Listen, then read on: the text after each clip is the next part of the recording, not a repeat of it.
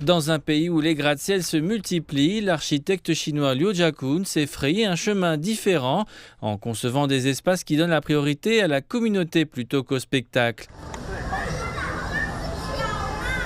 Son projet West Village à Chengdu illustre cette approche en créant des environnements urbains où les gens peuvent se rassembler, se déplacer et interagir naturellement.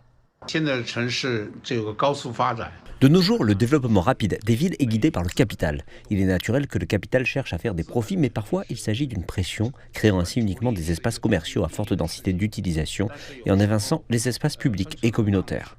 Cette philosophie place Monsieur Liu à part. Dans son musée d'art Louis Yuan, il a créé des intérieurs qui coexistent avec la nature extérieure et qui reflètent un sens de l'héritage, une approche caractéristique qui a attiré l'attention du jury du prix Pritzker.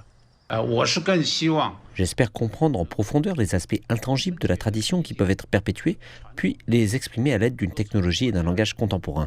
Ainsi, la tradition peut être utilisée comme l'ADN de votre travail, mais la manière dont votre travail est présenté est contemporaine.